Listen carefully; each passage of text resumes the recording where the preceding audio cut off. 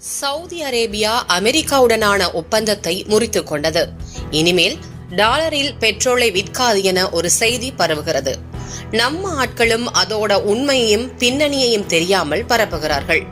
அப்படின்னா அந்த டாலர் ஒப்பந்தம் முதல்ல அப்படி ஒரு ஒப்பந்தமே இல்லை. எந்த ஒரு நாட்டுடனும் எந்த ஒரு பொருளையும் டாலரில் விற்க வேண்டும் என அமெரிக்கா எப்போதும் ஒப்பந்தம் போட்டதில்லை. அமெரிக்காவும் சவுதியும் போட்டுக்கொண்ட ஒப்பந்தம் 2. அதுதான் இப்போது காலாவதி ஆகியிருக்கிறது. சவுதிக்கு தொழில்நுட்ப உதவி, சவுதிக்கு ஆயுத உதவி, இந்த 2க்கும் தான் அமெரிக்கா ஒப்பந்தம் போட்டது. ஆயுத உதவி ஒன்னும் புரிய வேண்டியதில்லை. காசு கொடுத்தா ராணுவ தளவாடம் கொடுக்கும். ஆனா அந்த தொழில்நுட்ப உதவி ஒப்பந்தம் அதுதான் முக்கியம்.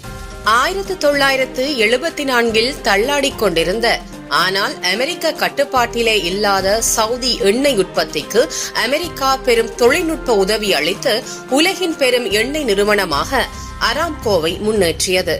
அராம்கோ என்பது அரேபியன் அமெரிக்கா ஆயில் என்பதன் சுருக்கம்தான். ஒரு கட்டத்திலே அந்த கம்பெனியே அமெரிக்க நிறுவனங்களின் கையிலேதான் இருந்தது. 1976 அமெரிக்க கம்பெனிகளின் கையிலே இருந்த கம்பெனியை சவுதி அரசே வாங்கி இப்போது இருக்கும் பெயருக்கு மாற்றியது. அந்த ஒப்பந்தம் எப்போது? 1974. எப்போது அந்த கம்பெனி கை மாறியது? 1976. ஆக அதேதான் அது ஒரு செட்டப். சரி, அதுக்கும் ஒரு 14 வருஷம் முன்னாடி 60களிலேயே எல்லா கச்சா எண்ணெய் உற்பத்தி நாடுகளும் சேர்ந்து ஒபெக் எனும் பெட்ரோலியம் ஏற்றுமதி செய்யும் நாடுகளின் கூட்டு என ஒரு அமைப்பை வைத்து கச்சா எண்ணெய் விலையை தீர்மானிக்க முயன்றன. அதை அமெரிக்கா தொழில்நுட்ப உதவி மூலம் பல இடங்களில் உடைத்தது. இப்போது அந்த ஒபெக் ஒரு பல்லும் நகமும் இல்லாத வயதான பூனை. அந்த தொழில்நுட்பம் இருக்கே, அதுதான் அமெரிக்காவின் டாலரை இன்னைக்கும் மதிக்க வைக்கிறது. இன்றைக்கு இந்த நிமிடம் அமெரிக்கா GPS எனப்படும் இடங்காட்டியை நிறுத்தினால் உலகிலே இருக்கும் எந்த ஒரு போனும் வேலை செய்யாது. உடனே நம்மிடம் இருக்கிறது, ரஷ்யாவிடம் இருக்கிறது என சொல்ல வேண்டாம். அதெல்லாம் இப்ப வரைக்கும் ராணுவத்திற்கு தான் பயன்படுகிறது. மக்கள் பயன்பாட்டிற்கு முழுதாக வரவில்லை. நம்முடையது நம்முடைய நாட்டை மட்டும்தான் சுற்றி வேலை செய்யும், உலகம் முழுவதும் அல்ல. போன வருடம் அமெரிக்க ஜனாதிபதி பைடன் ஒரே ஒரு கையெழுத்திலே சீனாவின் ஒட்டுமொத்த கணினி கம்ப்யூட்டர் சிப்களின் உற்பத்தியை நிறுத்தினார்.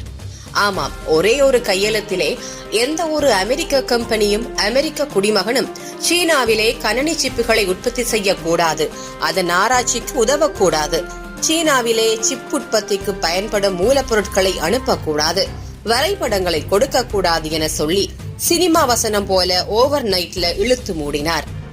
அதேதான் ஈரானிலும். போன மாதம் ஈரான் அதிபர் ஒரு விபத்திலே இறந்த போது என்ன சொன்னார்கள்? அந்த விமானம், ஹெலிகாப்டர் எல்லாம் அரத பழசு, ஏன்னா அமெரிக்கா தொழில்நுட்பம் கொடுக்க தடை போட்டிருக்கிறது என பேசினார்கள். ரஷ்யாவாலோ சீனாவாலோ ஏன் அந்த ஹெலிகாப்டர் விமானம் எல்லாம் உற்பத்தி செய்து ஈரானுக்கு கொடுக்க முடியவில்லை? அது கூட கிடக்கட்டும். கம்யூனிச சோவியத் ரஷ்யா ஏன் கணனி, அதான் கம்ப்யூட்டர் கண்டுபிடிக்க முடியவில்லை, உற்பத்தி செய்யவில்லை? ரஷ்யா இன்றைக்கு கச்சா எண்ணெயும் எரிவாயும் வித்துதான் பிழைக்கிறது. உலகின் ஏகப்பட்ட நாடுகளின் கதை இதுதான். ஈரான், பாகிஸ்தான் உட்பட பெரும்பாலான நாடுகளிலே கச்சா பெட்ரோலிய எண்ணெய் சுத்திகரிப்பு ஆலை என்பதே கிடையாது. இதனால்தான் அமெரிக்க தொழில்நுட்பமும் அதன் டாலர் எனும் பணமும் உலகளவிலே மதிக்கப்பட காரணம். சவுதி அரேபியா முன்பும் மற்ற நாட்டு பணத்திலேயே கச்சா எண்ணெயை விற்று வந்தது, இனிமேலும் விற்கும். ஆனால் எந்த நாட்டு பணத்தை நம்பி வாங்குவது? அதனால் அமெரிக்க டாலரே மிகவும் பெரும்பான்மையாக பயன்படுத்தப்படும். அமெரிக்காவுக்கு தொழில்நுட்பத்திலேயே இப்போதும் வருங்காலங்களிலும் சவால் விடக்கூடிய நாடு என்றால் அது பாரதம் மட்டுமே. ஏனென்றால் அமெரிக்க தொழில்நுட்ப விஷயங்களிலே கிட்டத்தட்ட கால்வாசிக்கு மேலே இந்தியர்கள்தான். எலான் மஸ்க் ஒரு ட்வீட்டிலே சொல்லியிருந்தார், ஒரு இந்தியர் இல்லாவிடில் டெஸ்லா கார் கம்பெனி இன்னொரு சிறிய கார் கம்பெனியாக இருந்திருக்கும் என. 1990களிலேயே ரஷ்யாவின் கிரையோஜெனிக் தொழில்நுட்பத்தை நமது இஸ்ரோவுக்கு கொடுக்கக்கூடாது என அமெரிக்கா தடை போட்டது. ரஷ்யா நமக்கு தருவதை எப்படி அமெரிக்கா தடுக்க முடியும் என அப்போதே யோசித்திருந்தால் இந்நேரம் முன்னேறி இருக்கலாம். அந்த தடையை அமெரிக்க மேலவையான செனட்டிலே கொண்டு வந்தது இடதுசாரி செக்குலரிச லிபரல் ஜனநாயக கட்சியின் செனட்டர். அவர் பெயர் ஜோ பைடன், இன்றைய அமெரிக்க அதிபர்.